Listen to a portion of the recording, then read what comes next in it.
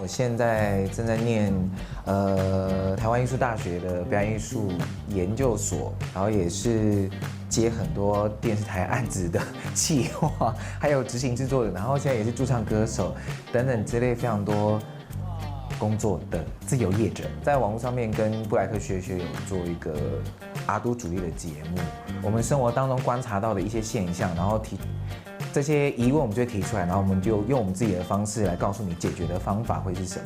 大家好，欢迎收看阿都主义，为了生活拿主意。大家好，我是雪雪，找阿拉斯。哎，你怎么会忘记？你看今天要去约会时间，我们太无聊了吧？他是前几天突然跟我说，哎，你可以来帮我拍一个访问吗？我说你要干嘛？他说我要参加歌唱比赛。我心想说，哈，你已经够忙了，这位先生。可是我觉得可能他也准备很久，也期待很久，他想要做这件事情。再大一点的时候，我妈觉得我好像对音乐有一些天分，所以就把我送去那个雅马哈学钢琴。因为我爸是在做部落的婚礼的那个乐手，所以他就会带我去很多婚礼的场合，所以那时候就开始有一些表演的欲望，我就到天秤座餐厅去开始我驻唱人生。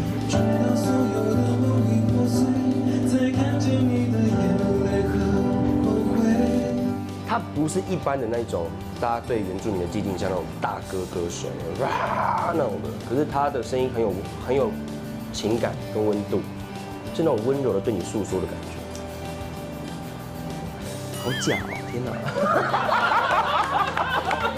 但是我讲的是真的啦。大家在网络上面看到我的样子都是比较活泼、胡言乱语啊。可是我希望可以透过这一次的节目，让大家知道说，阿拉斯除了很会表演、很会胡闹、很会搞笑、很幽默之外，他也很会唱歌，而且他也能唱歌，而且他也很喜欢唱歌。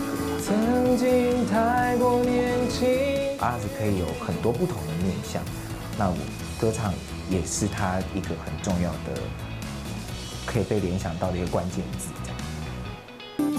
每当我背对星空，抱着地球，发现自己其实脆弱。